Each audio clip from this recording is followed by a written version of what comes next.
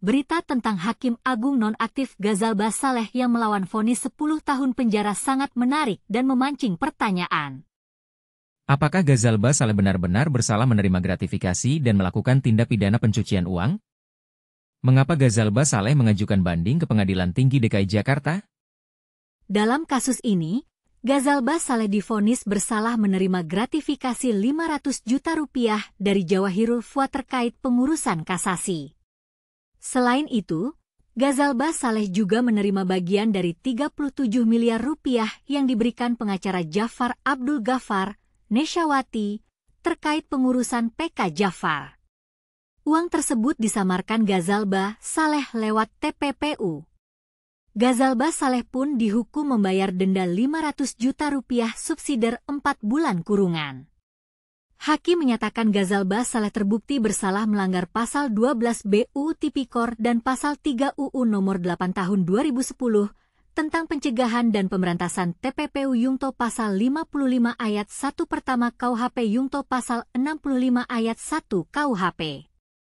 Namun, Ghazalbah Saleh tidak menyerah dan mengajukan banding ke Pengadilan Tinggi DKI Jakarta.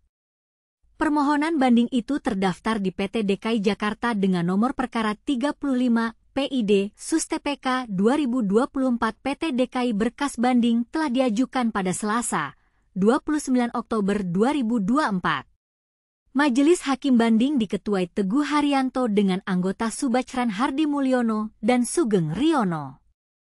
Apakah Ghazalbah Saleh akan berhasil dalam bandingnya? Apakah ada bukti baru yang akan diungkapkan dalam proses banding ini? Kita tunggu dengan penasaran bagaimana kelanjutan dari kasus ini. Dalam kasus ini, kita juga dapat bertanya-tanya tentang bagaimana TPPU dapat terjadi dalam sistem peradilan di Indonesia. Apakah ada celah yang dapat dimanfaatkan oleh oknum-oknum untuk melakukan TPPU? Bagaimana kita dapat mencegah TPPU di masa depan? Kita juga dapat mempertanyakan tentang bagaimana pengaruh dari kasus ini terhadap sistem peradilan di Indonesia. Apakah kasus ini akan menjadi contoh bagi oknum-oknum lain untuk tidak melakukan TPPU? Ataukah kasus ini akan menjadi contoh bagi oknum-oknum lain untuk melakukan TPPU?